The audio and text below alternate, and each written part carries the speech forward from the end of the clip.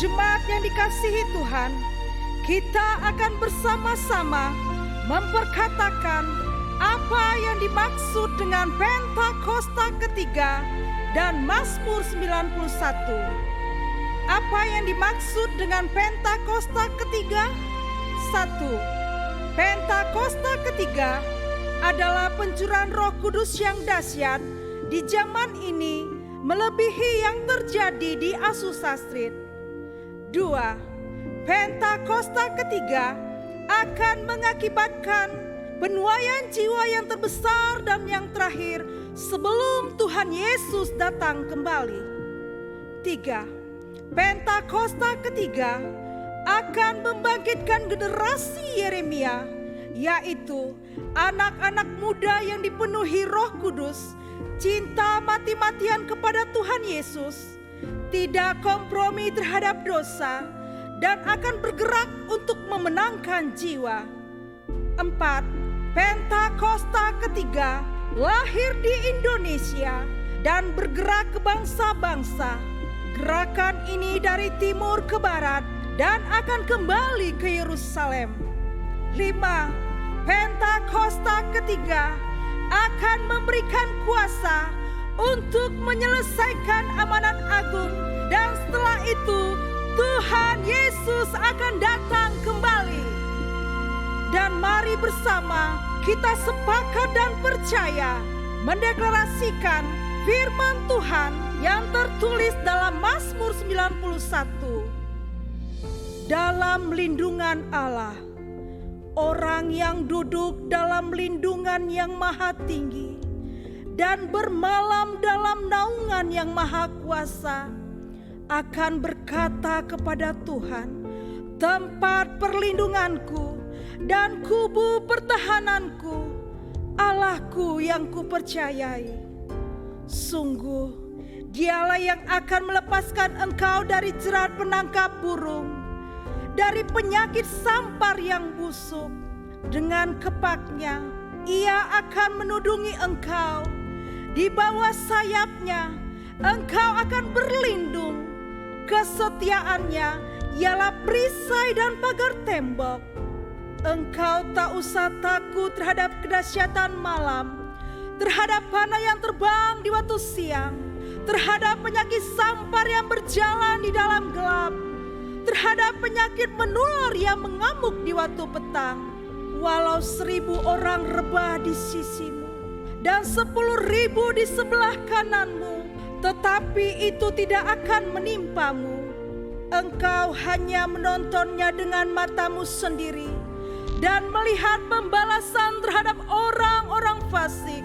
Sebab Tuhan ialah tempat perlindunganmu, yang maha tinggi telah kau buat tempat perteduhanmu.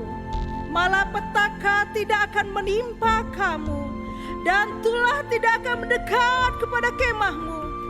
Sebab malaikat-malaikatnya akan diperintahkannya kepadamu untuk menjaga engkau di segala jalanmu.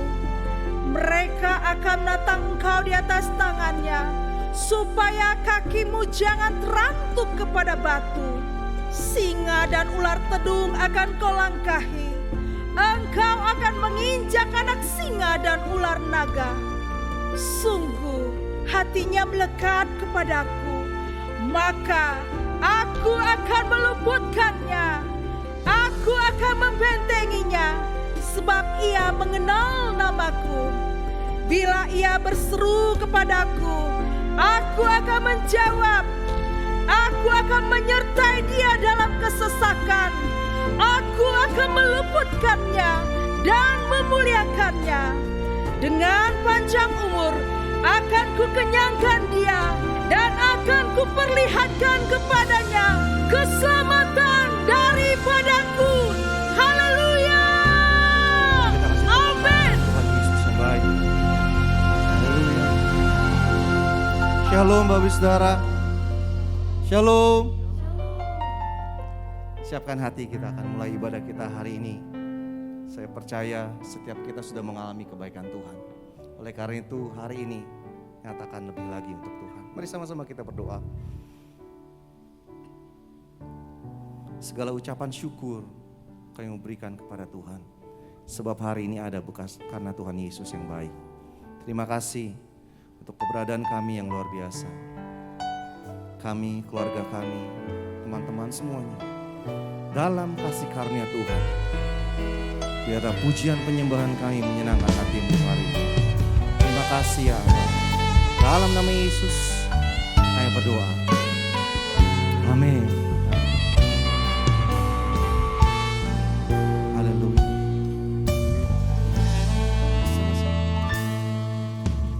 Yesus Tuhan ditinggikan, dimuliakan dan naik ke surga. Dia berikan Roh Kudus-Nya, menguatkan dan menolong selalu. Sungguh rindu bersekutu denganmu selamanya. Allah Roh Kudus, jamah hatiku dengan urapanmu. Rindu selalu dekat denganmu, tinggal di hadiratmu.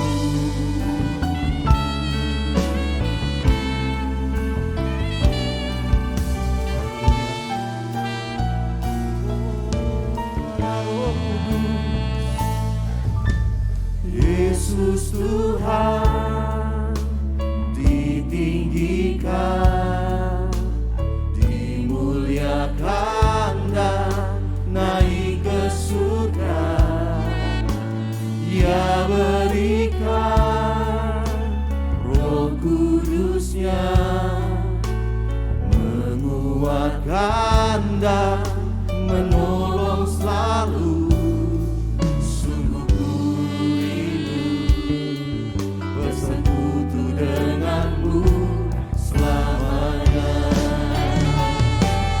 Allah Roh Kudus, jamah hatiku dengan urapanmu.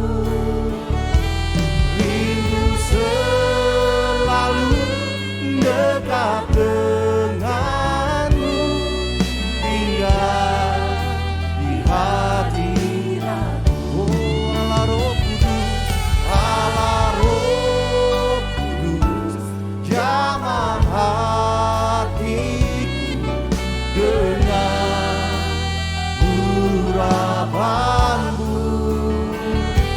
Rindu selalu dekat denganmu, tinggal di hati. Sekali lagi, Allah Roh Kudus, Allah Roh Kudus, jamah hatiku dengan urapanmu. Rindu selalu dekat denganmu, tinggal di hadiratmu. Allah Roh Kudus, Allah Roh Kudus, dengan rindu selalu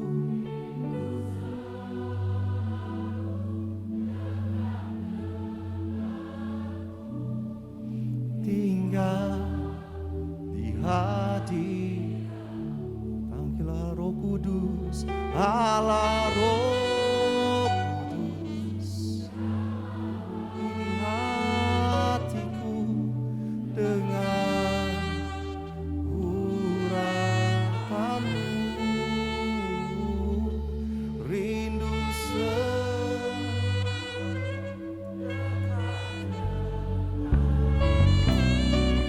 tinggal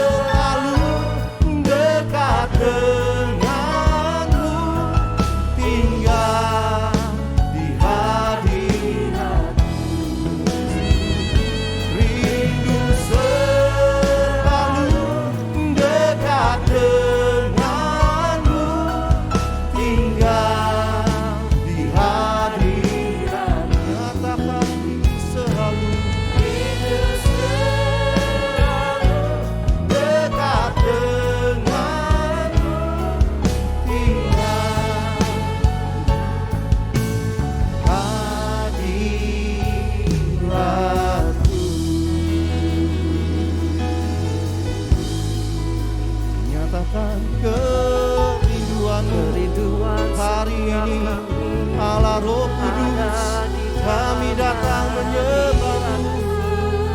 Yesus Tuhan, Yesus, Yesus Tuhan, kami buka hati kami hanya menyenangkan Padamu.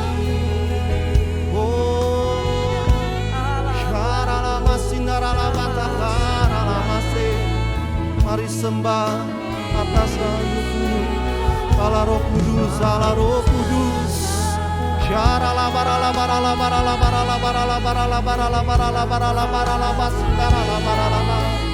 Mari sembah Tuhan.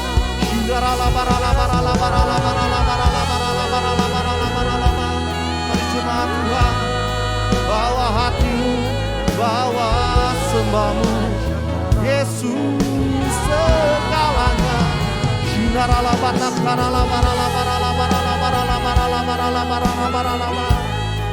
Haleluya. Oh, beri angkat tanganmu, sembah Tuhan.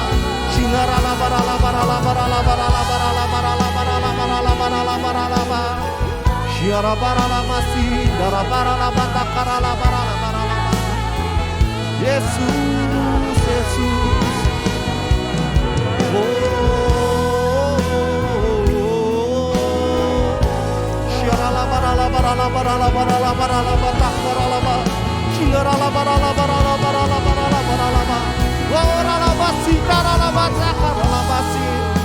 Haleluya. Yesus, Allah Roh Kudus, jamah hati kami. Haleluya.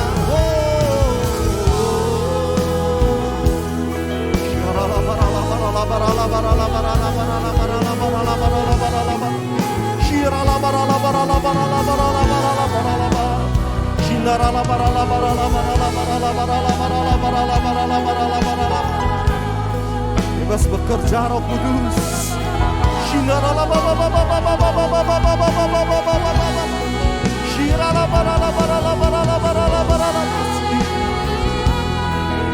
Haleluya.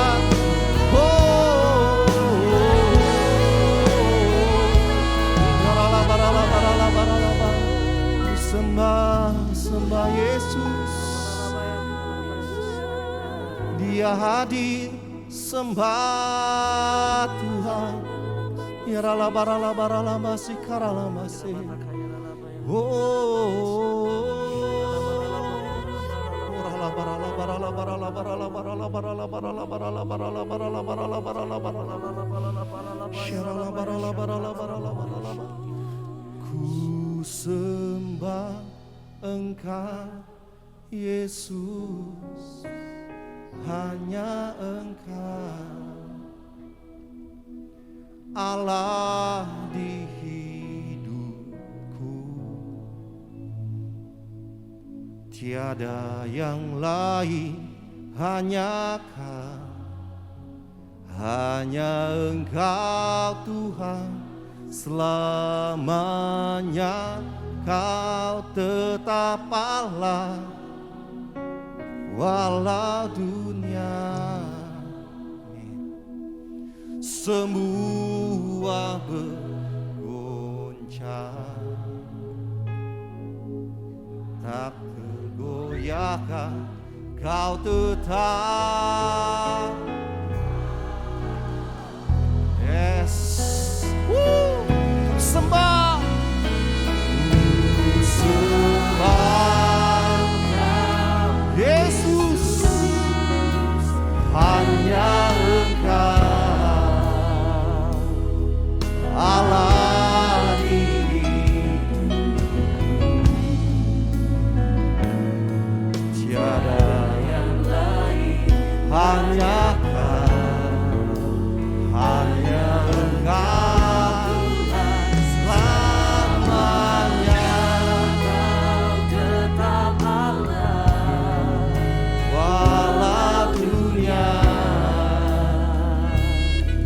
Semua bergoyang, tak tergoyahkan,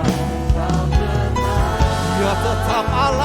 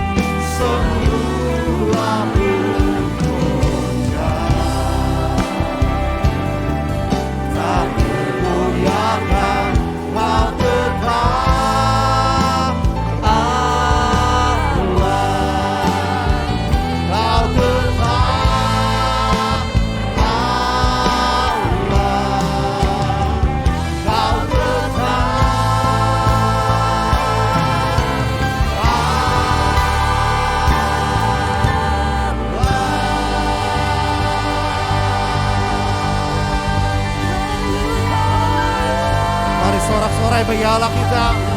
Dia Allah yang layak lebih lagi. Haleluya. Haleluya, haleluya. Bertahtalah di atas pujian kami ya Tuhan.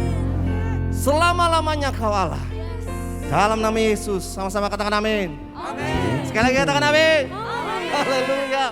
Tepuk tangan sekali lagi bagi Allah kita yang luar biasa. Bersuka cita di dalam Tuhan.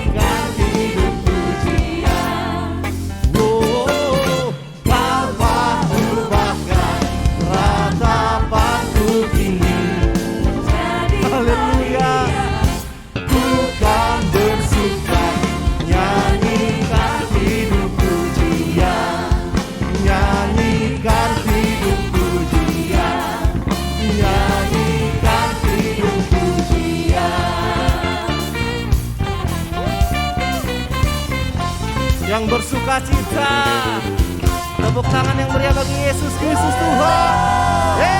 Haleluya, siap lebih lagi buat Allah kita, amin. Allah kita Raja yang mulia, amin. Sorangan, mari tepuk tangan buat Allah kita.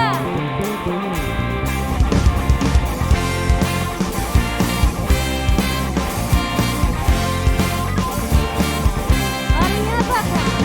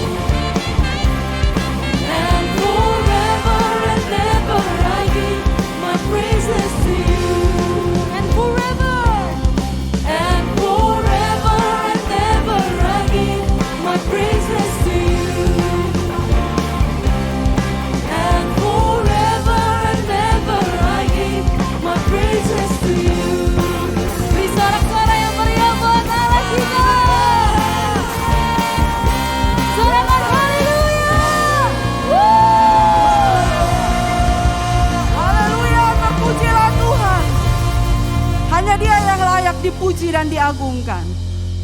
Mari jemaat yang terkasih, kita mengangkat tangan kita memberkati Indonesia. Kiranya perkenanan Tuhan turun atas Indonesia dari Sabang sampai Merauke.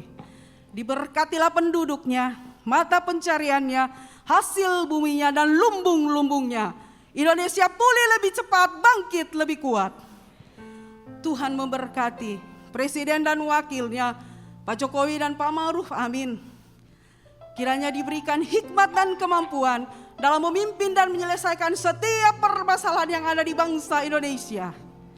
Tuhan memberkati Gembala sidang kami Pak Niko. Diberkatilah keluarganya, kesehatannya, pelayanannya. Dan lewat pelayanan hamba-Mu semakin membawa banyak jiwa mengalami pertobatan di era Pentakosta ketiga ini. Dan membawa api Pentakosta hingga ke bangsa-bangsa. Tuhan memberkati Gembala CK7 terkasih Dr. Yanto. Diberkatilah keluarganya, kesehatannya, pelayanannya, bahkan profesinya sebagai seorang dokter. Kiranya lewat penggembalaan hamba-Mu semakin membawa jemaat CK7 menjadi umat yang layak di hadapan Tuhan dan berkemenangan. Tuhan memberkati generasi Yeremia. Kiranya generasi ini semakin hari semakin melekat kepadamu. Cinta akan Engkau, menjadi pelaku firman-Mu dimanapun mereka berada. Sehingga menghasilkan generasi Yeremia yang kuat dan tangguh di dalam Tuhan. Jemaat yang terkasih, berdirilah teguh di dalam firman-Nya. Bangkit dan jadilah pemenang. Di dalam nama Tuhan Yesus kami sudah berdoa. Mari bersama-sama katakan, amin. Boleh silakan duduk kembali Bapak Ibu yang dikasihi Tuhan Yesus. Kami rindu menyambut, adakah yang baru pertama kali hadir di GBI PRJ, boleh angkat tangannya? Adakah yang baru pertama kali hadir? Oh, ada di sebelah kanan saya, puji Tuhan. Shalom. Selamat datang. Selamat beribadah di GBI PRJ. Bagi yang baru pertama kali hadir, dapat mengisi form data jiwa baru dengan cara scan QR Code yang ada di layar depan. Dan setelah ibadah selesai dapat mengunjungi counter jiwa baru yang ada di depan ruang ibadah untuk mengambil souvenir. Baik, saatnya kita akan memberi persembahan. Mari kita persiapkan yang terbaik buat Tuhan Yesus. Persembahan dapat dilakukan dengan cara scan QR Code yang ada di depan kursi Bapak Ibu Saudara, atau dapat menggunakan amplop yang akan dibantu oleh pengerja yang ada.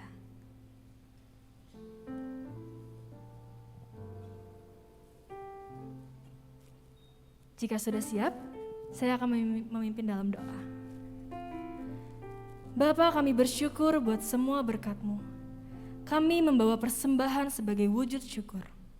Kami percaya kami menerima kesehatan, keluarga, bisnis, pekerjaan, dan kuliah yang terbaik. Ini adalah waktu memberi persembahan. Dalam nama Tuhan Yesus Kristus. Amin. Selamat memberi, Tuhan Yesus memberkati.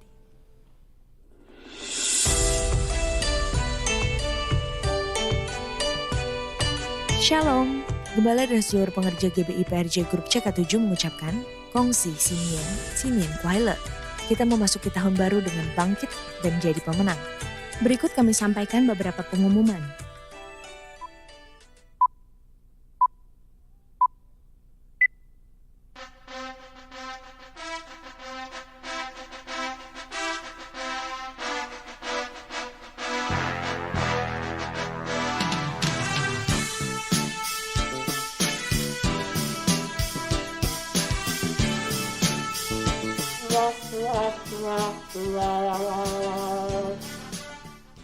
Satu, dua,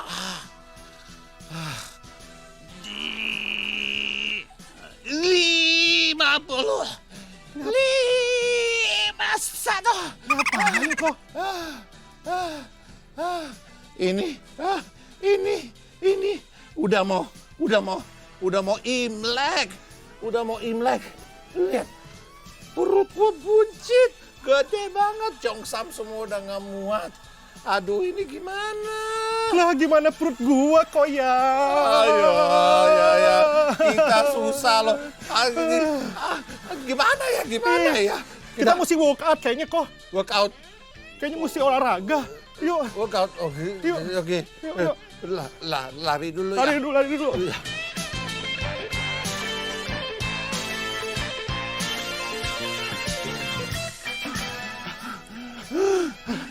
Aduh, capek kok. Tapi benar ya. Kayaknya kita sudah ready. Kita sudah siap. Siap. Coba lihat. Ya, kita sudah siap. Pasti udah muat ke Cheongsam. Pasti. Ready? Ready. 1, 2, 3. Wah.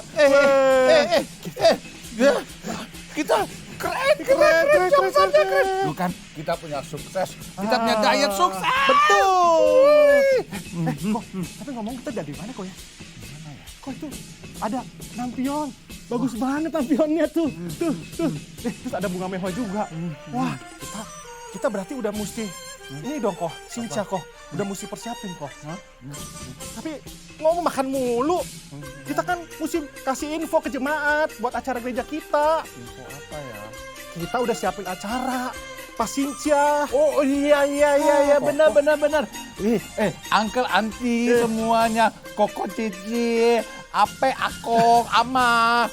Semuanya kita undang ya. Tanggal 29 datang ke gereja kita. Kita akan merayakan Imlek. Pembicaranya siapa, bro? Yang pasti pembicaranya oke banget. Nah, Tamara Geraldine. Tamara Geraldine. Yeah. Si cantik. Ya. Kita ada 3 kali ibadah.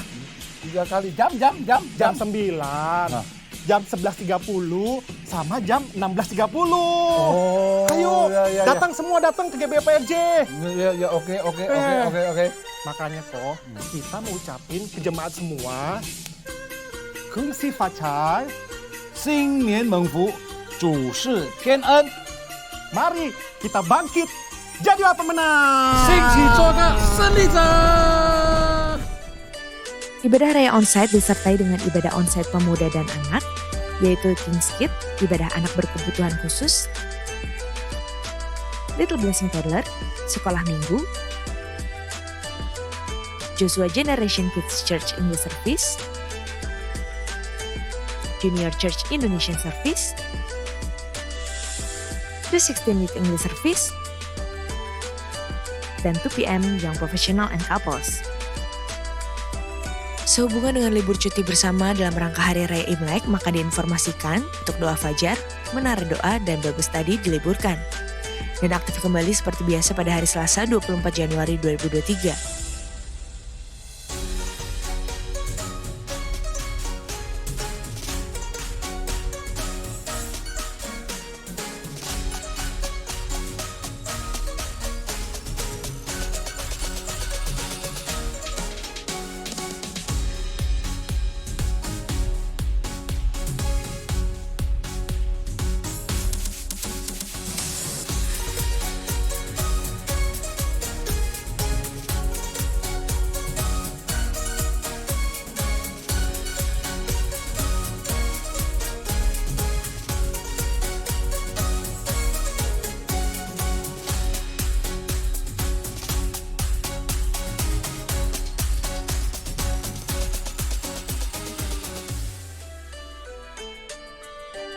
Unit Pelayanan Jemaat akan mengadakan penyerahan anak secara onsite pada hari Minggu 29 Januari 2023 pukul 11.30 waktu Indonesia Barat.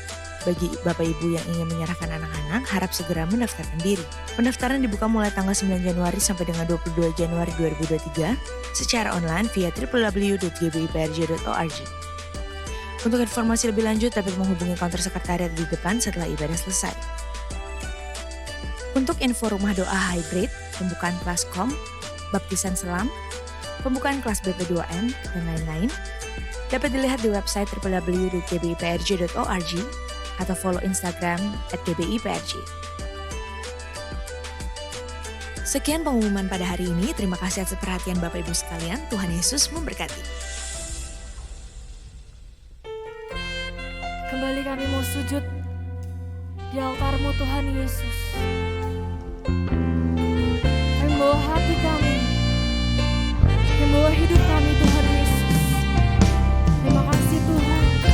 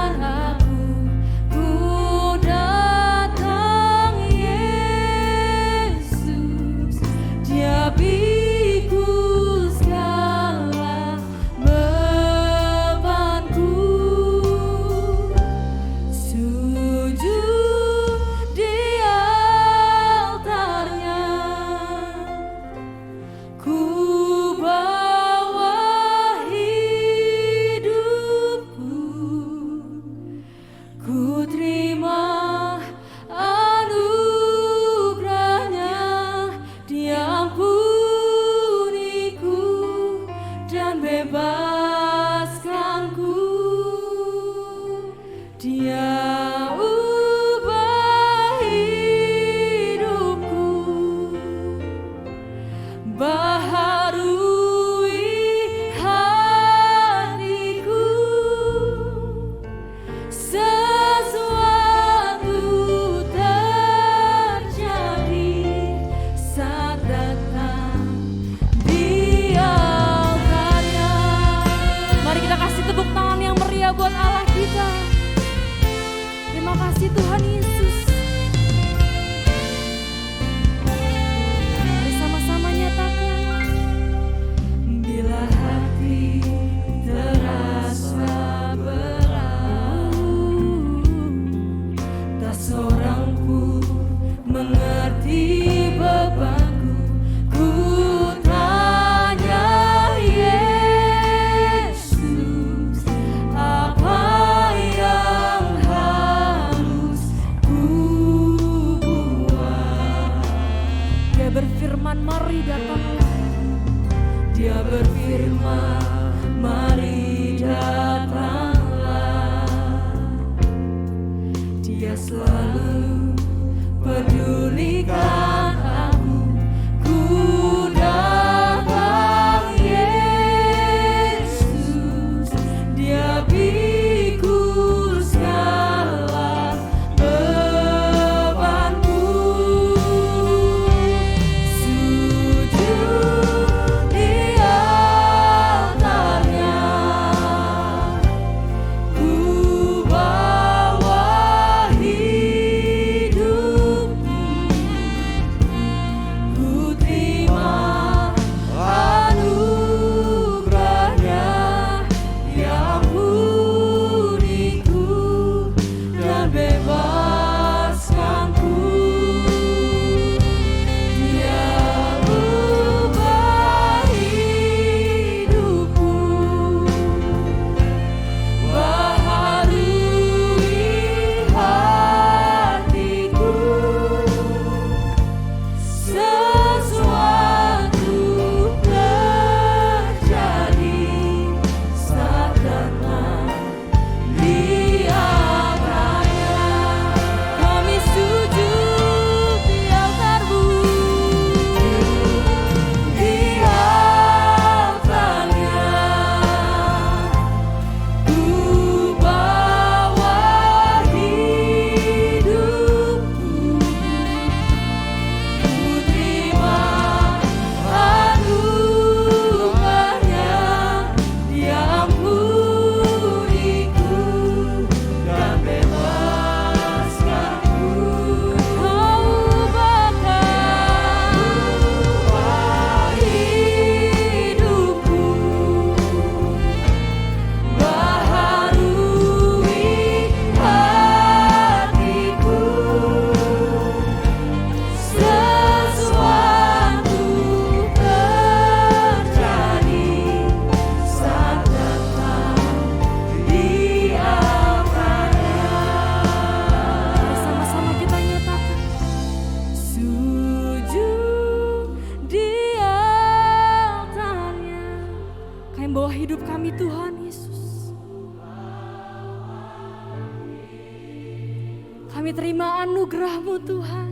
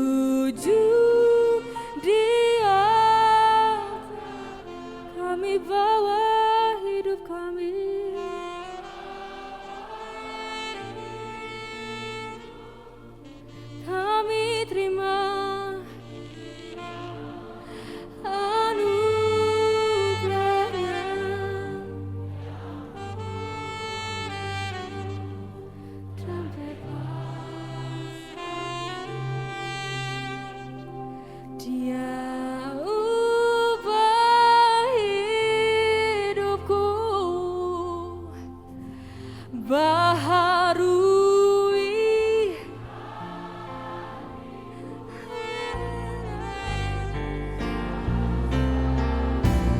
terjadi saat datang di altarnya. Kami mau lebih lagi Tuhan Yesus. Di altarnya ku bawa hidup, ku terima anugerahnya yang beribu dan bebaskanku. Dia ubah hidupku, baharui hatiku. Sesuatu terjadi saat datang di altarnya. Kami sujud di altar-Mu.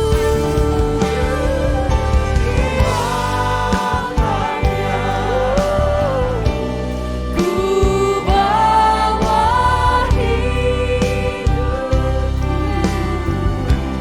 ku terima anugerahnya yang beribu dan bebaskanku. Dia ubah hidupku, baharui hatiku. Sesuatu terjadi saat datang di altarnya.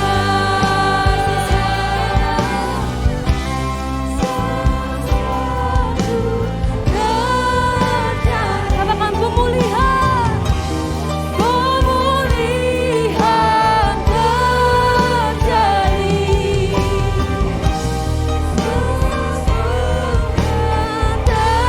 Terjadi saat datang di altarnya. Haleluya, berikan sorak-sorai bagi Allah kita. Haleluya, haleluya. Haleluya, wata syanda karawata sikita karya wata syanda karawata sikita. Haleluya, wata karawata karawata sikita karya wata syanda karawata sikita. Kami percaya Tuhan, sesuatu akan terjadi hari ini. Sesuatu yang besar akan terjadi dalam kehidupan kami. Terobosan demi terobosan akan terjadi dalam kehidupan kami. Kami datang dengan kami pulang tidak akan sama, tapi kami mengalami sesuatu pembaharuan. Paradigma kami akan diubahkan, iman kami akan dikuatkan, dan bahkan Tuhan, mujizat demi mujizat terjadi pada hari ini in the name of Jesus. Thank you Jesus. Terima kasih Tuhan. Terima kasih untuk hadirat-Mu yang luar biasa. Terima kasih Tuhan. Kami diperbaharui. Kami merasakan hadirat-Mu. Jangan pernah Roh-Mu pergi dari hidup kami. Kami butuh Engkau. Urapi kami semua Tuhan. Kami butuh urapan-Mu untuk memampukan kami mengerti akan firman-Mu. Urapi hamba Tuhan yang gak ada apa-apanya tanpa urapan-Mu. Pakai hamba. Segala perkataan yang keluar dari mulut bibir hamba, semuanya Tuhan berasal daripada-Mu. Kuduskan dan sucikan. Dan itu semuanya untuk hormat kemuliaan nama-Mu. Untuk menguatkan kami, untuk membekali kami, dan bahkan untuk menuntun segala langkah hidup kami. Terima kasih Bapa. In the name of Jesus, dalam nama Tuhan Yesus, kami berdoa dan bersyukur. Haleluya. Amin. Thank you tim PPW, luar biasa. Shalom Bapak Ibu yang dikasihi Tuhan. Selamat Hari Raya Imlek bagi Bapak Ibu yang merayakannya. Kung si facai, sing nian kuai le. Kalau papa saya biasanya ada tambahannya lagi, senti apa bla bla bla bla. Saya jujur gak bisa ya. Jadi sampai di bagian saya Sinen Kuailetnya aja ya. Hari yang luar biasa di mana hari ini kita merayakan Imlek persis hari Minggu. Menurut saya akhir-akhir ini tanggal-tanggalnya cantik semua Bapak Ibu. Mulai dari Natal tanggal 25 Desember itu persis hari Minggu. Tanggal 1 Januari persis hari Minggu. Sincia pun persis hari Minggu. Dan yang luar biasanya Bapak Ibu menyiapkan waktu, menyediakan waktu sebelum kumpul keluarga untuk datang beribadah terlebih dahulu. Luar biasa, berikan kemuliaan bagi Tuhan. Dan tepuk tangan buat kita semua juga ya. Yang cari dahulu kerajaan Allah dan kebenarannya, maka semuanya akan ditambahkan ya. Tambahkan hal-hal berkat-berkat rohani dan jasmani dalam kehidupan kita. Amin. Dan hari ini saya akan membagikan apa yang Tuhan taruh di dalam hati saya dan juga apa yang terjadi di sekeliling kita. Saya ini banyak ditanya ya, saya dan suami banyak ditanya sama orang-orang, apakah kita boleh merayakan Imlek? Kemarin malam saya sama anak saya sama suami itu nonton.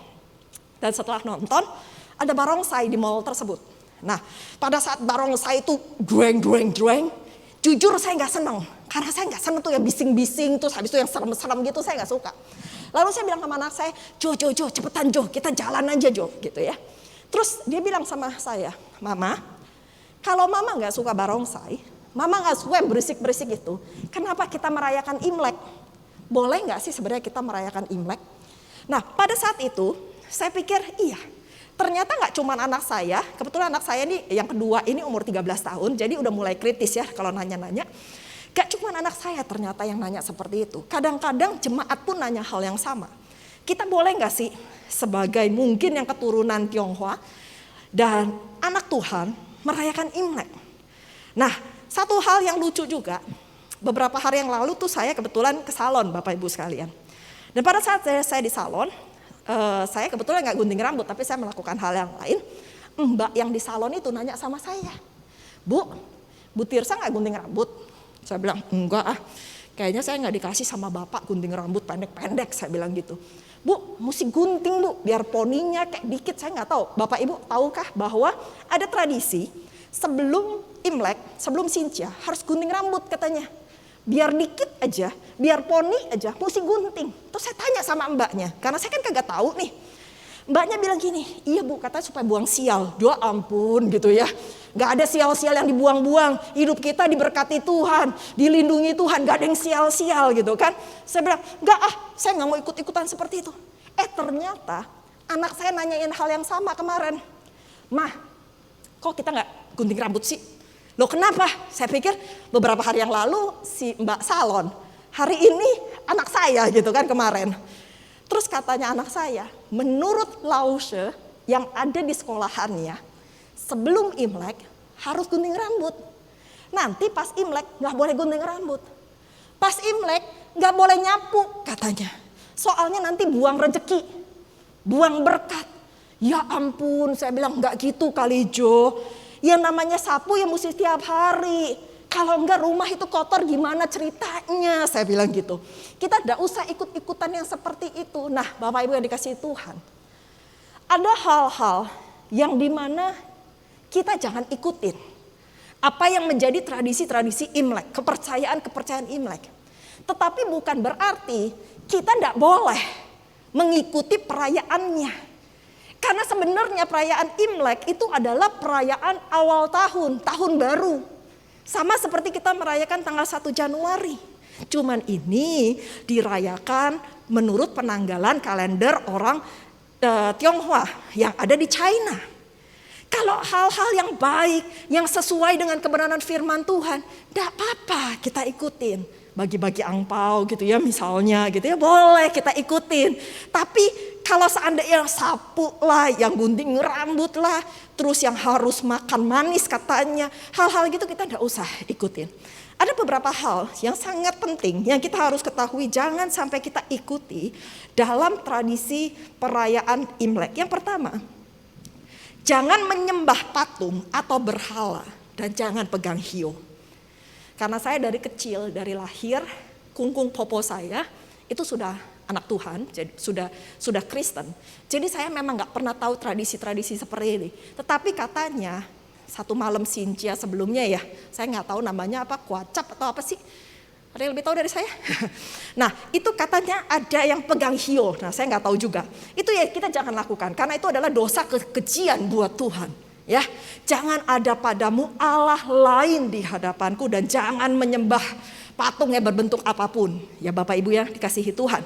Yang kedua, jangan doa menyembah pada arwah leluhur. Karena kita hanya menyembah satu-satunya Tuhan kita Yesus Kristus. Karena Dia adalah Allah yang hidup. Yang ketiga, ini yang penting ya. Mungkin yang satu kedua kita nggak lakukan, tetapi yang ketiga ini yang perlu Bapak Ibu ketahui.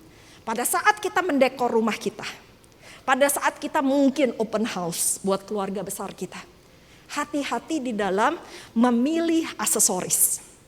Pertama aksesoris yang ada di rumah, jangan sampai ada barongsainya, jangan sampai ada naganya. Di dalam memilih baju Cheongsam, ya kadang-kadang saya ngelihat baju Cheongsam lebih banyak yang ada naganya daripada yang nggak ada naganya. Nah itu kita mesti selektif, kita mesti hati-hati. Juga di dalam memilih angpau. Kertas itu ya, kalau sekarang sih lucu, gambarnya kelinci. Coba kalau lagi tahun naga, semuanya naga. Jangan kita pilih seperti itu. Karena kita tidak celebrate dengan simbol dari naga. Atau identik dengan iblis. Atau identik dengan hal-hal yang menurut saya itu jauh menyimpang, itu adalah musuh. Musuh dari kita. Kita pilih yang netral-netral. Jadi hati-hati ya. Kalau seandainya ada yang punya baju seperti itu, baiklah kita singkirkan. Dan hati-hati pada saat mungkin kita lagi makan dengan keluarga di restoran maupun di mall. Biasa tuh ada barongsai ya, lagi rame tuh. Hati-hati di dalam memberikan angpau ke dalam mulutnya barongsai. Ngapain kita ngasih makan si ular naga itu? Ngapain? Ya, angpau itu kita berikan kepada orang-orang yang ada di sekeliling kita. Orang-orang mungkin, ya pastinya anak kita, mungkin mbak kita, supir kita, anaknya tetangga, anaknya temen, anaknya pendeta. Enggak, saya bercanda. Dalam hal-hal seperti itu kita boleh kasih. Tapi jangan memberikan kepada si ular naga itu. Dan yang terakhir, apa yang harus kita perhatikan, jangan percaya sama show. Jangan percaya sama ramalan. Saya senang kalau tahun kelinci karena ada salah satu tempat di puncak, 12 tahun yang lalu, saya nggak tahu kalau hari ini ya, pas lagi Cynthia, itu dia jualan anak-anak kelinci. Jadi kayaknya ada satu taman gitu ya, semuanya kelinci, lucu kan. Saya sampai sempat komentar sama suami saya. Ih kalau tahun kelinci lucu jualannya kelinci. Gimana kalau tahun ular? Serem kan? Masa dia jualan ular di mana-mana dilepasin gitu kan? Enggak. Puji Tuhan tahun ini tahunnya lucu kelinci. Tapi jangan kita kaitkan.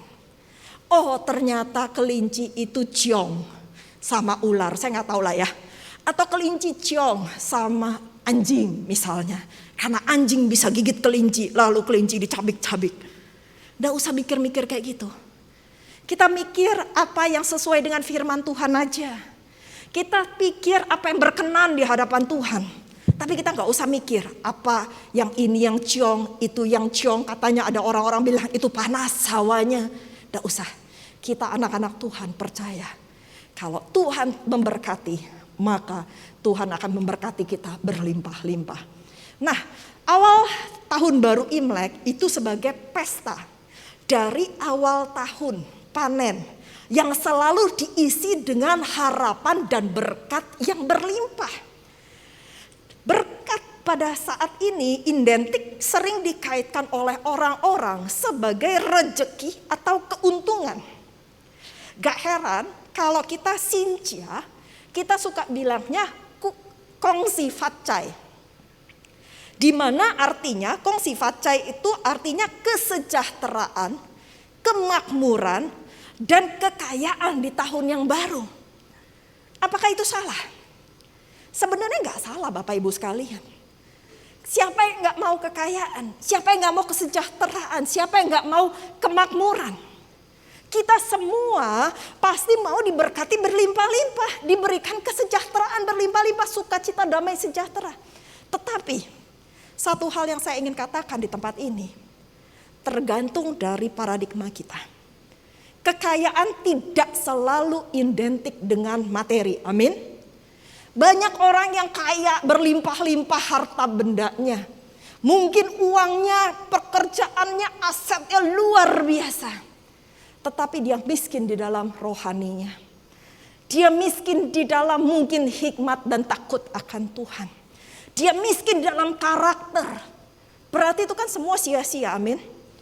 Kita justru lebih harus cari kekayaan rohani kita. Kekayaan iman kita.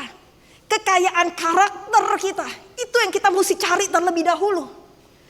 Dan saya percaya pada saat kita kaya rohani, pada saat kita kaya akan iman, pada saat kita kaya akan karakter di dalam Kristus, semua kekayaan dunia, jasmani akan mengikuti kita. Amin. Jadi saya tuh benar-benar berpegang teguh akan carilah dahulu kerajaan Allah dan kebenarannya. Cari kerajaan Allah bukan berarti cari cuan, bukan cari duit, bukan cari cien, bukan. Tapi cari apa yang menjadi kehendak Tuhan. Nah, tetapi di dalam mencari kehendak Tuhan, cari berkat-berkat Tuhan, Tuhan mau kita ini terlebih dahulu memperbesar kapasitas kita. Saya pegang aqua, bukan berarti saya mau minum Bapak Ibu. Saya pegang aqua karena saya mau memberikan satu contoh atau ilustrasi. Air mineral ini berisi 330 ml. Percayalah, kalau nggak percaya pulang kita semua ngelihat ya, isinya kapasitasnya berapa. Kalau saya pegang botol ini, saya tahu isinya cuma bisa 330, tapi saya serakah. Saya minta ke Ibu Ira atau pengerja yang di tempat ini, saya minta air yang banyak. Saya minta 1 liter. Karena habis ini saya mau pelayanan, saya mau pergi, saya mau ke sini, ke situ, dan saya minta 1,5 liter. Atau 1 liter atau 2 liter. Tapi saya nggak ganti botol saya. Saya cuma pakai botol seperti ini. Menurut Bapak Ibu bisa nggak? Nggak bisa. Sebelum saya minta air yang banyak dari GBI PRJ, saya harus ganti dulu botolnya. Wadahnya saya harus persiapkan. Baru saya bisa menampung air yang banyak untuk saya bawa sebagai bekal saya hari ini. Begitu juga dalam hidup kita. Kadang-kadang kita berdoa, Tuhan berkati aku berlimpah-limpah. Tuhan berkati pekerjaanku, berkati keluargaku. Tapi kita nggak pernah mau ganti kapasitas kita atau memperbesar kapasitas kita. Saya teringat di satu ayat, di 1 Tawarik 4 ayat 10. Kita semua pasti familiar dengan ayat ini. Karena ini adalah doa yang sangat dikenal. Dan bahkan menjadi sebuah lagu yang sangat begitu indah. Saya akan bacakan. Yabes berseru kepada Allah Israel, katanya, kiranya engkau memberkati aku berlimpah-limpah dan memperluas daerahku. Dan kiranya tanganmu menyertai aku dan melindungi aku daripada malapetaka sehingga kesakitan tidak menimpa aku. Dan kalau kita lanjutkan di 1 Tawarik 4 ayat 10, Tuhan mengabulkan doa Yabes. Bapak Ibu yang dikasihi Tuhan, bukan Tuhan itu gak mampu, bukan Tuhan itu gak sanggup. Tapi Tuhan itu rindu kita ini memperbesar dulu kapasitas kita, baru kita menerima berkat Tuhan dengan berlimpah-limpah. Sehingga khotbah pada siang hari ini yang ingin saya sampaikan adalah enlarge your capacity. Perbesar kapasitasmu, supaya Tuhan bisa memberkati kita berlimpah-limpah. Siapkan dulu wadahnya, baru Tuhan bisa memberkati kita. Jangan sampai Tuhan memberkati kita, tetapi wadah ini bocor. Wadah ini gak sanggup untuk menerimanya. Pada saat Tuhan mau memberkati kita berlimpah-limpah, apakah kita siap untuk jadi berkat dimanapun kita berada?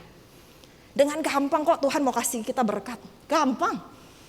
Tapi apakah itu membuat kita jadi batu sandungan, jadi sombong, atau menjadikan kita berkat bagi orang-orang di sekeliling kita? Ada 3 hal yang saya mau sampaikan pada hari ini.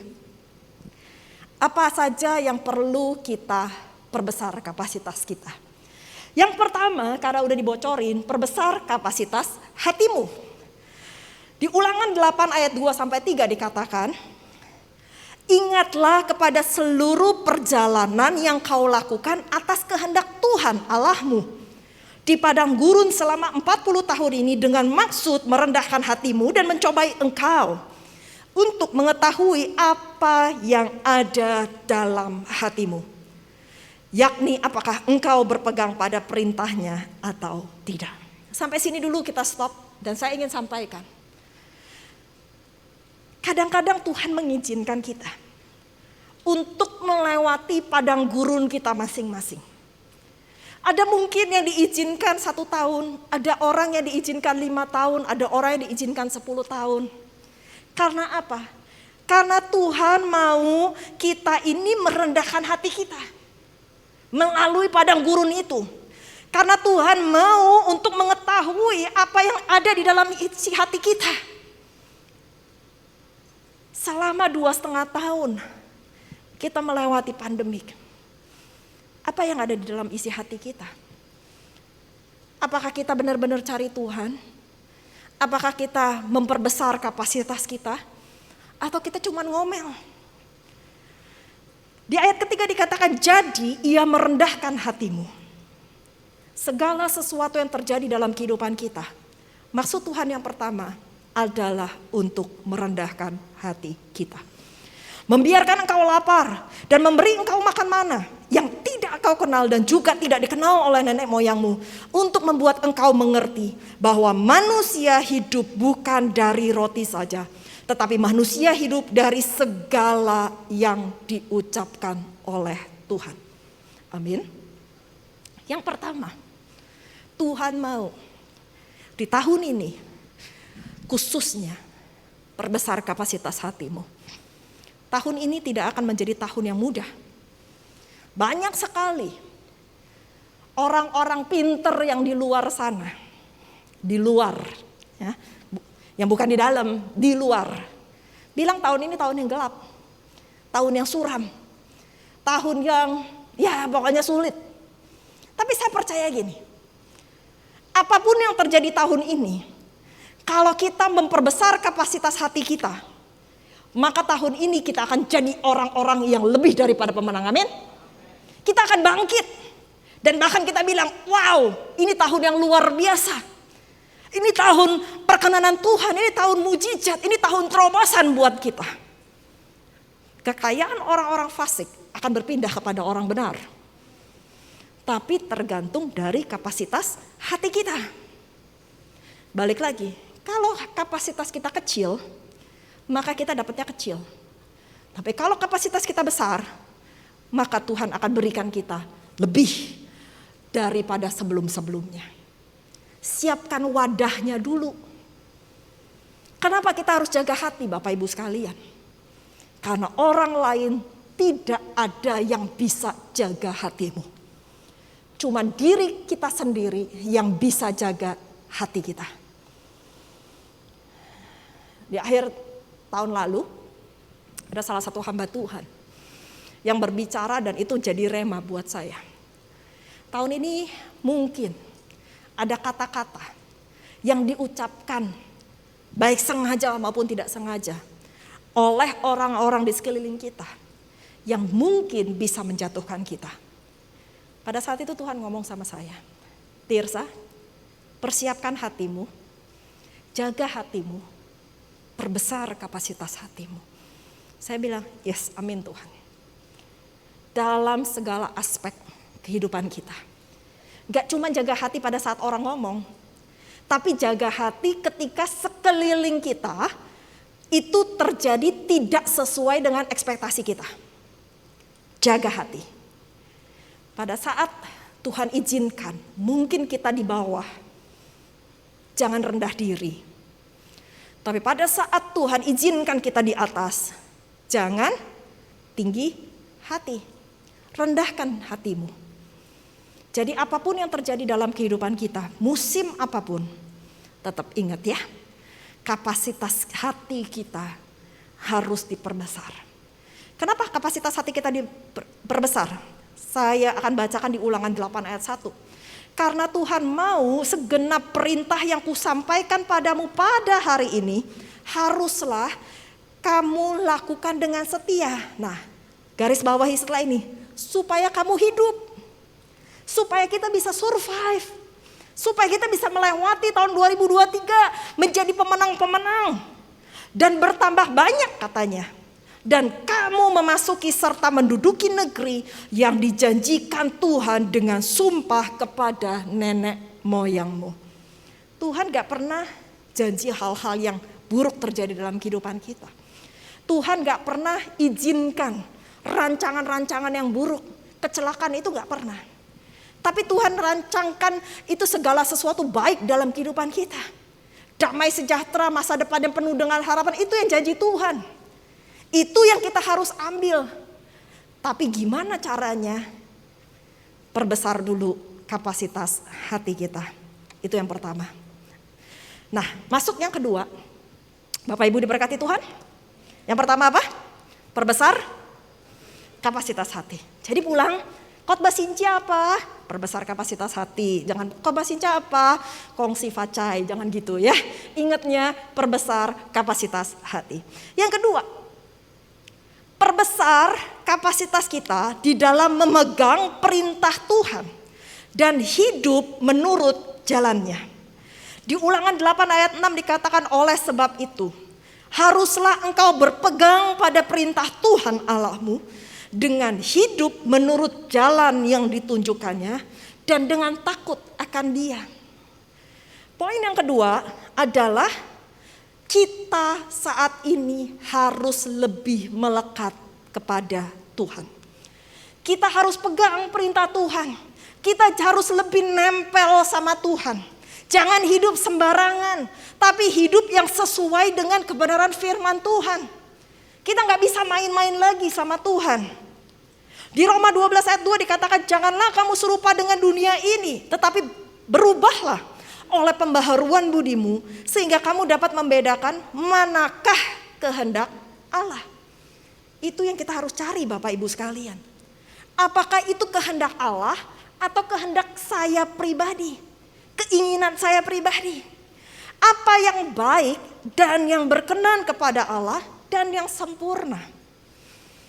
Zaman sekarang ya, sekarang ini bukan lagi cukup menjadi orang baik. Waduh, jadi orang baik gak cukup Bu. Jadi saya jadi orang jahat aja, bukan gitu maksudnya. Saya belum selesai. Jadi orang baik itu gak cukup, tapi kita mesti naik level. Kita mesti jadi orang yang hidupnya berkenan kepada Allah. Karena yang baik belum tentu berkenan. Tetapi saya percaya yang berkenan pasti itu akan baik. Amin. Jadi gak cukup kita cuman baik. Aduh, Bu Tirsa baik ya, percuma. Tapi kalau pada saat Tuhan bilang, Tirsa, kamu adalah anak yang berkenan di hadapanku, itu baru top. Jadi kita jangan cuma jadi orang baik, tapi kita harus hidup uber apa yang menjadi kehendak Allah, apa yang berkenan di hadapan Allah, dan apa yang sempurna. Jadi tahun 2023 mesti ada terobosan baru. Kalau kita jadi orang Kristen, jangan jadi orang Kristen yang biasa-biasa aja. Jadi orang Kristen yang ngalamin Tuhan. Bagaimana caranya kita bisa ngalamin Tuhan? Dalam tanda kutip, izinkan Tuhan memproses kita. Pada saat Tuhan memproses kita, wow, kita ngalamin Tuhan. Yes, kenapa saya katakan gitu? Saya ngalamin banyak prosesnya Tuhan. Sampai saat ini pun saya masih diproses Tuhan. Pada saat saya ngalamin Tuhan, pada saat saya diproses sama Tuhan, saya ngalamin Tuhan itu jauh lebih dekat sama saya. Saya lebih, aduh Tuhan, Engkau segalanya bagi saya. Tuhan, saya ini gak bisa apa-apa tanpa Tuhan. Mau lagu apapun yang dinyanyikan Bapak Ibu sekalian, pasti itu kan jamah hati kita. Kita pasti akan gak tahan di dalam hadirat Tuhan. Karena apa? Kita ngalamin Tuhan. Jangan cukup kita cuma dengar kesaksian orang lain. Tapi kita hidup harus ngalamin Tuhan secara pribadi. Tanya sama Tuhan, kita harus ngapain? Tanya sama Tuhan, arah mana yang harus kita tuju? Tahun ini bukan tahun apa kata orang. Tahun bukan ngikut-ngikut aja kemana arah melangkah. Tapi tahun ini harus benar-benar dalam segala keputusan tanya sama Tuhan. Karena tahun ini bukan tahun yang mudah. Tapi saya percaya bersama Tuhan kita cakap melakukan segala perkara. Amin. Tapi Tuhan dulu, baru kita jalan. Jadi yang kedua, kita harus memperbesar kapasitas kita di dalam memegang perintah Tuhan dan menuruti setiap jalan-jalannya. Yang ketiga, perbesar kapasitas ucapan syukurmu. Ini saya senang banget ini. Saya senang banget sama ayat ini.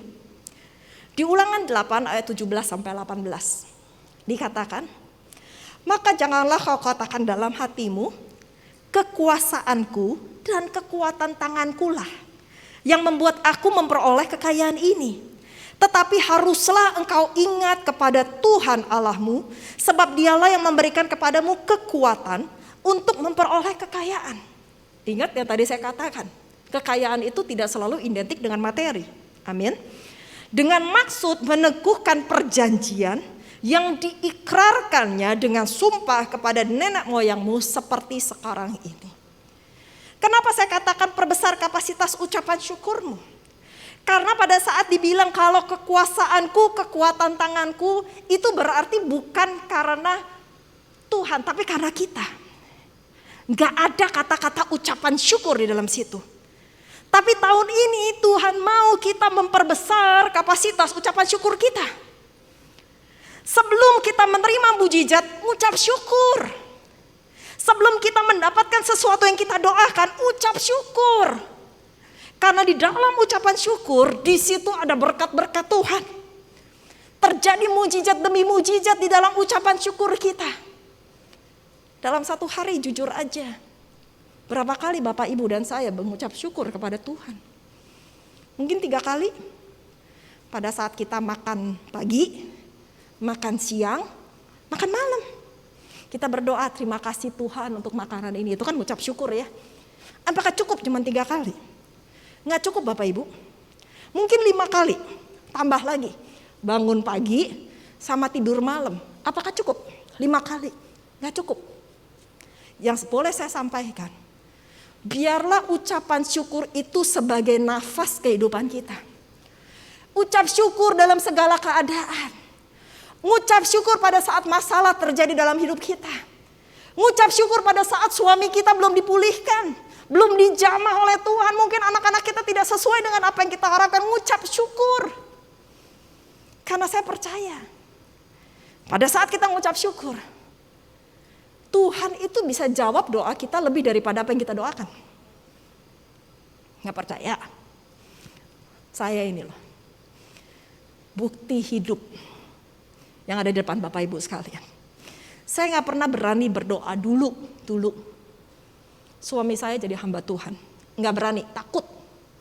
Karena apa? Hidupnya 180 derajat daripada apa yang saya harapkan. Saya cuma doa gini, Tuhan, biarlah suami saya menjadi orang yang takut akan Tuhan.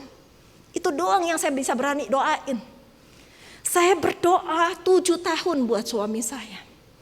Ternyata Tuhan jawab lebih daripada apa yang saya minta. Lebih daripada apa yang saya doakan. Dia gak cuman lahir baru. Dia gak cuman kenal Tuhan. Bahkan dia menjadi orang yang militan buat Tuhan. Menjadi hamba Tuhan. Gak berani dulu saya doain Tuhan jadiin suami saya pendeta. Gitu ya. Mimpi bener dari pendekar jadi pendeta. Jauh bener ya. Tapi mendingan pendekar jadi pendeta daripada pendeta jadi pendekar. Itu mesti diingat, dicatat baik-baik ya. Kita gak apa-apa jadi pendeta dari pendekar. Tapi jangan sampai kebalik. Tapi intinya yang saya ingin katakan, Tuhan itu jawab lebih daripada apa yang kita doakan. Meskipun saat ini mungkin kita belum lihat. Pada saat kita mengucap syukur dengan segala keadaan kita, saya percaya pada saat itu Tuhan sedang membuat mujizat. Saya diingatkan pada saat saya siapin khotbah ini tentang 10 orang yang sakit kusta. Disembuhkan oleh Tuhan. Pada saat 10 orang kusta itu disembuhkan, berapa orang yang kembali kepada Tuhan dan mengucap syukur kepada Tuhan? Nggak ada yang jawab. 1. Yang 9 kemana? Yang 9 apa nggak terima mujizat? Terima. Tapi yang 9 ini lupa mengucap syukur. Yang 9 lupa karena Tuhan, bukan karena kekayaan, bukan karena kekuatan tangannya, dia bisa dipulihkan, dia bisa dapat berkat, dia bisa dapat kesembuhan. Dia lupa. Dia pikir, gua hebat, gua bisa ada sampai saat ini. Cuma 1 yang mengucap syukur dan kembali kepada Tuhan. Saya berdoa, kita adalah bilangan yang 1 ini. 1 ini sedikit sekali Bapak Ibu, cuma 10%. Cuma 1 dibanding 10. Cuma sedikit orang yang bersyukur kepada Tuhan untuk berterima kasih sama Tuhan. Kalau dia bisa ada, itu semua karena Tuhan. Jadi tahun 2023 ini masuk di tahun bangkit dan jadilah pemenang. Mungkin kita belum saat ini menerima janji-janji Tuhan yang Tuhan sediakan dalam kehidupan kita. Nggak apa-apa. Tapi pada saat kita mengucap syukur, saya percaya akhir tahun 2023, mungkin kalau Tuhan izinkan kita bisa ketemu lagi dimanapun, Bapak Ibu bisa colek saya, bilang, Tirsa, benar apa yang kamu sampaikan. Pada saat saya memperbesar kapasitas saya di dalam mengucap syukur, ternyata mujizat demi mujizat Tuhan sediakan dalam hidup saya. Jadi Bapak Ibu sekalian, gak usah kecil hati, gak usah rendah diri, gak usah khawatir. Biar manusia boleh memprediksi hal-hal yang buruk yang akan terjadi. Tapi Tuhan akan terus angkat anak-anaknya menjadi kepala dan bukan ekor. Menjadi naik dan tidak pernah turun. Dan apa saja yang dikerjakan oleh orang-orang, anak-anak Tuhan yang memegang perintah Tuhan dengan taat dan setia, maka Tuhan akan buat berhasil. Saya boleh minta pemusik WL untuk maju? Saya mau sedikit kesaksian karena ini ibadah raya kedua. Sebentar aja, boleh ya? Tahun 2022 bukan tahun yang mudah buat saya. Dimulai dari tahun 2019, perusahaan yang diizinkan oleh Tuhan, saya boleh lakukan dan suami saya izinkan saya untuk running, itu ngalamin hal-hal yang gak untung lah tahun 2019. Pada saat itu suami saya udah dalam tanda kutip udah mulai warning saya. Tirsa, hati-hati. Masuk tahun 2020, saya boleh minta diiringin. Masuk tahun 2020 tanpa kita duga-duga, COVID, lockdown. Itu membuat tambah parah karena 2019 sudah susah. 2020. 2021 lumayan. Meskipun gak untung tapi lumayan. Paling enggak gak separah 2020 dan 2019 dalam perusahaan saya, dalam bisnis saya.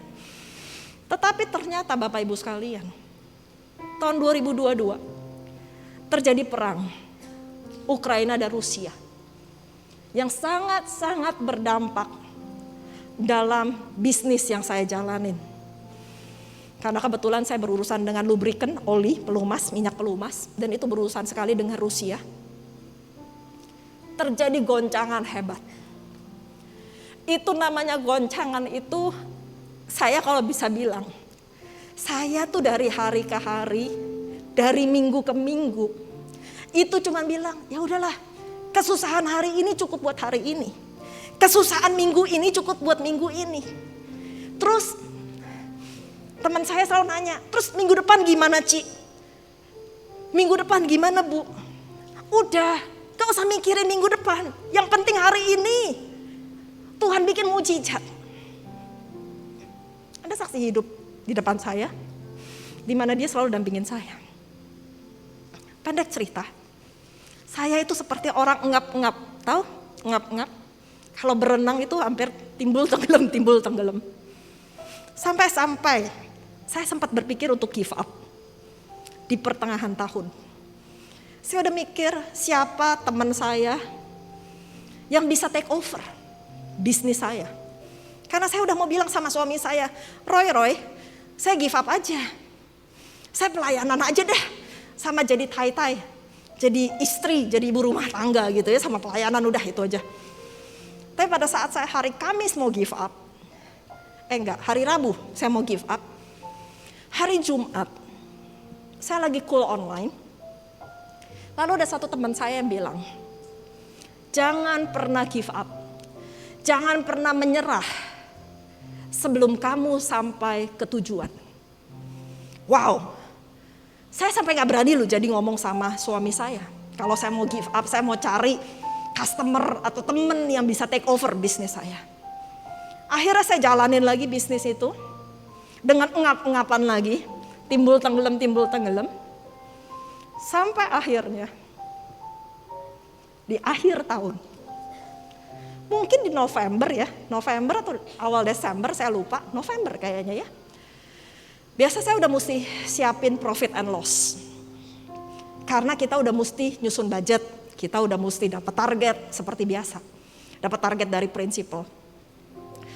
Pada saat itu saya minta profit and loss. Bapak Ibu tahu, saya cuma bersyukur aja, Tuhan terima kasih. Tuhan terima kasih. Tuhan masih percayakan saya jadi berkat untuk orang-orang yang ada di sekeliling saya. Tim saya lah paling enggak. Dan Bapak Ibu tahu, pada saat saya terima laporan, tanpa saya duga-duga, di luar ekspektasi saya, di luar apa yang saya berani bayangkan, ternyata perusahaan itu untung. Ternyata yang selama ini saya enggap-enggap itu, bisa semua raportnya bagus. Ada profit dalam perusahaan. Dan pada saat itu saya cuma nangis di hadapan Tuhan. Saya bilang, Tuhan kok bisa? Kok bisa? Saya ini capek loh Tuhan. Tapi Tuhan bilang, itu adalah kuasa dalam ucapan syukurmu. Berikan kemuliaan bagi Tuhan. Saya bukan orang yang jago. Saya bukan orang yang hebat. Saya cuma belajar untuk taat sama Tuhan. Tuhan cuma bilang, ucap syukur dalam segala hal. Ucap syukur aja. Pada saat kamu mengucap syukur, meskipun keadaan mungkin belum terjadi sesuai dengan apa yang kamu harapkan, tanpa kamu bisa pikirkan, tanpa kamu bisa duga, mujizat demi mujizat terjadi. Dan itu semua nama Tuhan yang dipermuliakan. Jadi Bapak Ibu yang dikasihi Tuhan, sebelum kita minta, Tuhan memperbesar wilayah kita. Perbesar dulu kapasitas kita. Enlarge your capacity and God will enlarge your territory. Mari kita bangkit berdiri. Aku punya Tuhan yang besar, yang telah berjanji dan sanggup menggenapi imanku, bersepakat percaya kuasanya. Ku terima sekarang kemenangan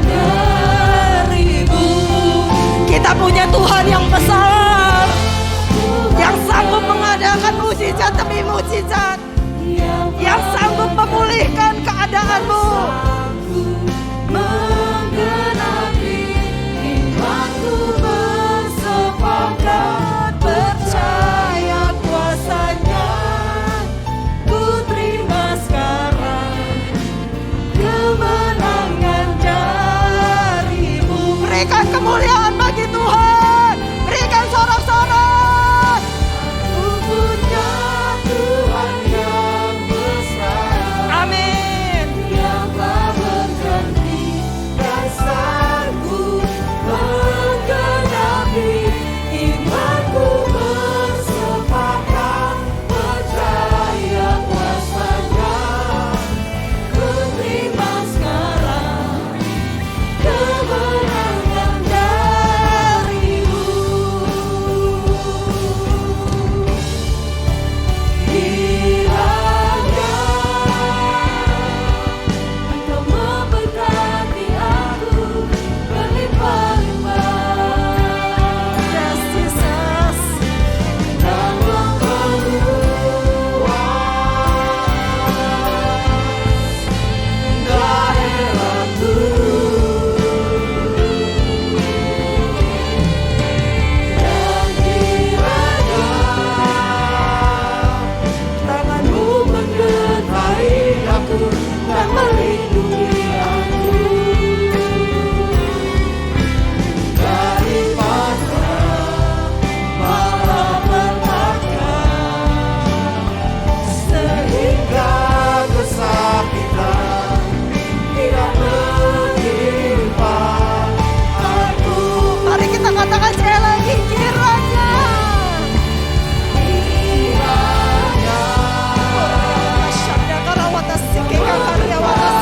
Diberkatilah engkau. Diberkatilah engkau jemaat PRJ. Tuhan akan memperluas kapasitasmu in the name of Jesus. Daerahmu. Dan kiranya tanganmu menyertai aku dan melindungi aku daripada malapetaka, sehingga kesakitan tidak menimpa aku.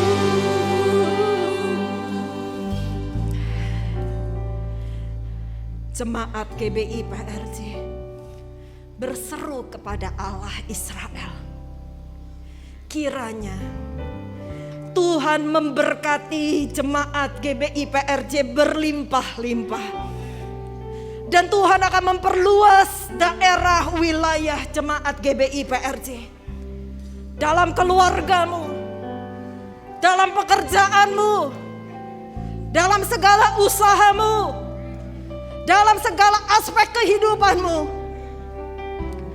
Dan kiranya tangan Tuhan yang akan menyertai seluruh jemaat GBI PRJ dan melindungi engkau dan seluruh keluargamu dari malapetaka, sehingga kesakitan tidak akan menimpa kita.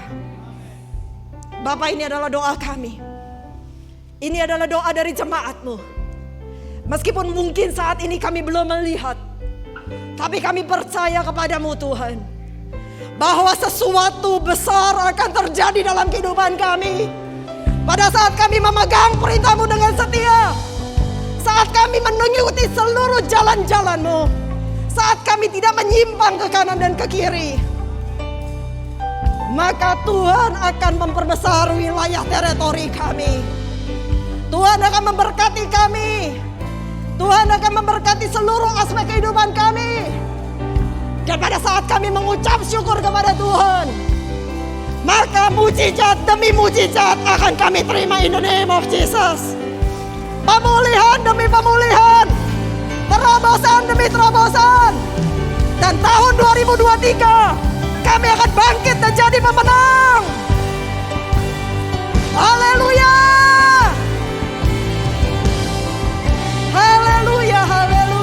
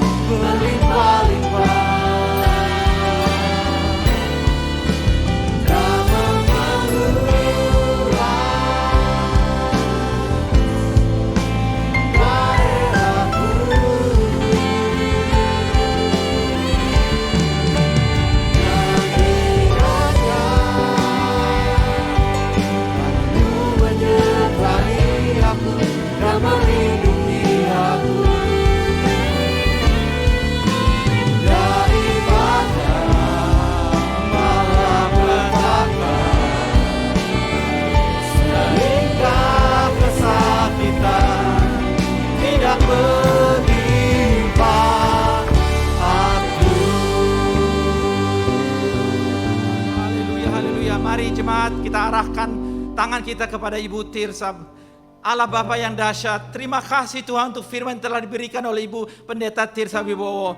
Tuhan jaga dan pelihara dia, jaga pelihara Pak Roy dan keluarganya semua Tuhan Bapa.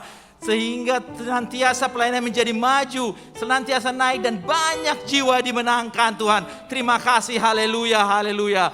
Sekarang saya arahkan semua jemaat untuk mengangkat tangan dan hati kepada Allah Bapa untuk menerima berkat.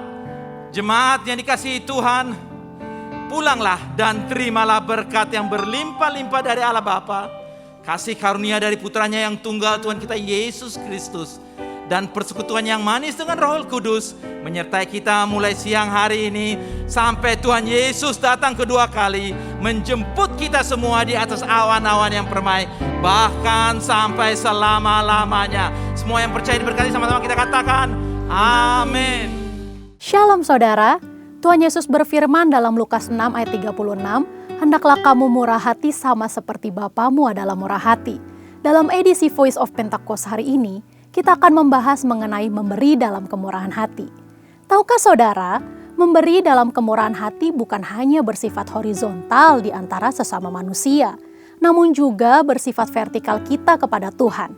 Pemberian secara vertikal ini bukan berarti secara literal memberikan langsung kepada Tuhan, melainkan melalui gereja sebagai wakil Tuhan yang merupakan institusi yang sah dan valid untuk mengelola segala bentuk persembahan jemaat yang mereka berikan sebagai persembahan kepada Tuhan, guna perluasan pekerjaan Tuhan dan kerajaannya di muka bumi.